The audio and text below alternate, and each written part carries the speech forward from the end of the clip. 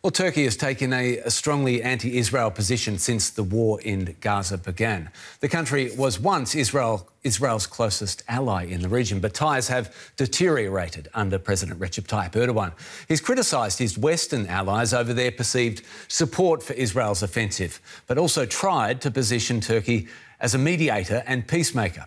Our correspondent, Julia Hahn in Istanbul, looks now at Turkey's role in the current deadly conflict and whether Ankara has any potential to steer it in a more peaceful direction. Hazem Raed is afraid for his little brother Salah. Is this war gonna end any day? The 28-year-old Palestinian has been living in Istanbul for several years, but his siblings and parents are in Gaza. Hi, Mom, how are you? Every time he tries calling, he's afraid they won't answer. You can't imagine the conditions they live in. Sometimes it's hard to believe. There's nothing to eat. They're practically surviving on canned food brought in as aid. On top of that, the bombings continue. There's no sense of security. Anything can happen at any moment. Hazem shows us the street in Gaza where he grew up. He hardly recognizes it. This is the after. Almost a year into the war between Israel and Hamas, ceasefire negotiations have so far led nowhere. Hazem often feels helpless, but here in Turkey he also senses a lot of solidarity. Turkey is one of the countries that provides the most aid to the Palestinians, and this is well known. But we expect more from Turkish President Recep Tayyip Erdogan. We want more support for the Palestinian people. The Turkish president is among the fiercest critics of Israel's military offensive in Gaza, launched after the October 7th terror attack by Hamas. Erdogan has likened Israel's Prime Minister Benjamin Netanyahu to Adolf Hitler and praised Hamas, which is classified as a terror organization by multiple entities, as a, quote, liberation group. Turkey stands with Palestine during these difficult days of fighting for survival. It is Turkey that takes the clearest and strongest action against Israel's genocidal policies. This kind of rhetoric, analysts say, doesn't go well with efforts to broker peace, something Ankara has aspired to do. Turkish policymakers have worked hard to position Turkey as a mediator between Hamas and Israel. That policy didn't work, and eventually Turkey found itself isolated, locked out of the diplomatic negotiations, largely because of its pro-Hamas stance, which has damaged Turkey's credibility in the eyes of Israel. In recent months, the Turkish government has tried to pile pressure on Israel. It has officially suspended bilateral trade and applied to join South Africa's genocide case against Israel at the International Court of Justice.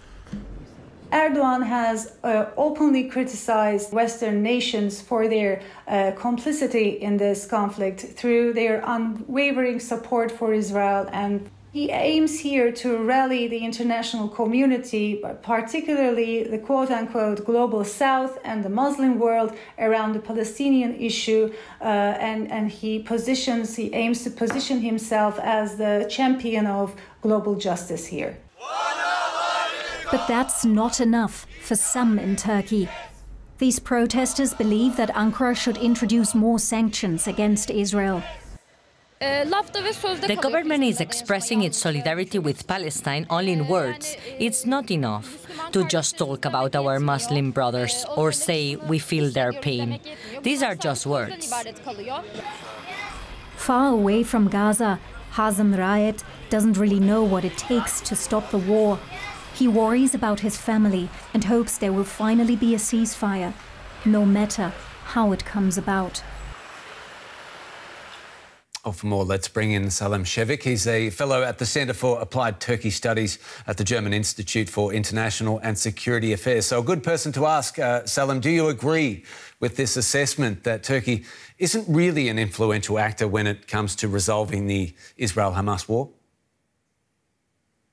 Well, I agree. I mean, Turkey is not one of the big players here for two reasons. First of all, Israelis doesn't trust Erdogan, number one. But I think this war also made it clear that Turkey's influence over Hamas is also quite limited.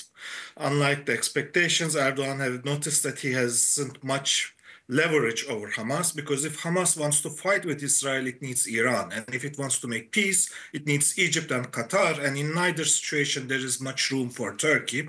And despite Erdogan's all efforts to mediate, nobody actually wanted to involve Turkey into the talks and ceasefire talks and mediation. Erdogan had friendly relations with the former political leader of Hamas, Ismail Haniyeh, who was assassinated in July. Does he have any sway over the current Hamas chief, Yahya Sinwar? Not at all. Actually, Turkey's connection was only with the political bureau of Hamas. Turkey's connections with Hamas's military wing is almost non-existent. And after the assassination of Ismail Haniyeh, and actually before that, after the removal of Halit Meshal from the political bureau, and then after the assassination of Ismail Haniyeh, Turkey actually lost the people that it has real contact with. And as the influence within Hamas moves from political bureau to the military wing, Turkey's influence gets more and more less. As we saw in our report, Turkish society is known for its solidarity with the Palestinians, Erdogan too, but he also normalised ties with Israel in 2022. How much of Erdogan's harsh rhetoric translates into actual policy in Turkey?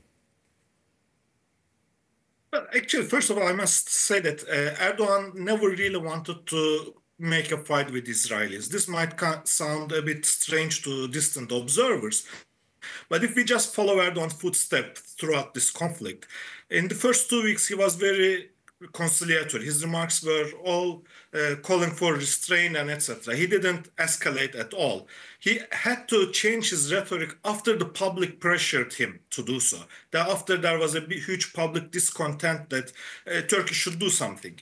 And even after that, for months, he didn't match his rhetoric with actions. And that's until his defeat in March 2024 local elections. That's his first political defeat in his entire political life. And one of the main reasons for the defeat is the perceived sense among his supporters that Turkey is not doing enough. And only after that defeat, he kind of started to match his heightened rhetoric with some action. And so in this case, it's not Erdogan pushing it, but it's basically the Turkish public pushing Erdogan to escalate. It's not the other way around. And here I think Erdogan is kind of a victim of his own narrative, a kind of a prisoner of his own propaganda power. Because for years he has made a successful propaganda that Turkey, under his leadership, is no longer a medium power. It has become a great power. It's one of the most important countries at the global level. And he convinced his followers to that. And now his followers, as we have seen also in the videos, are merely asking, I mean, if we are so powerful, why aren't we doing anything to stop Israel?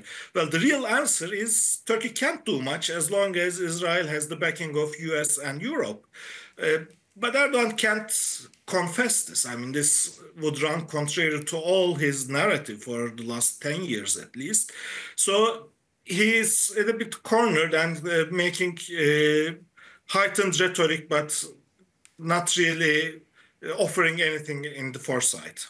So do you think that Turkey realistically eventually sees a role for itself in post-war Gaza, and what might that look like? Well, for Erdogan to be involved in the post-war negotiations, I think he's trying to increase his leverage vis-a-vis the Palestinians. I think he sees that Israelis do not trust him, and that's pretty sure, and he can't change that. But he noticed that his influence over Palestinians are also very limited, so he's kind of strengthened that side of his role, and he wants to get involved into the table as kind of a protector of the Palestinian interests. As, I mean, Israel is supported by the West, so he says, I'm on the table as protector of the Palestinian interest. That's one way of being involved in the conflict. And probably, and that's in the long term, if all things settle down, there will be a huge task of rebuilding Gaza. And I'm sure he set his eyes on that big lucrative construction frenzy that's waiting. Salim Çevik, great to get your insights. Thanks for joining us on DW News. Thank you.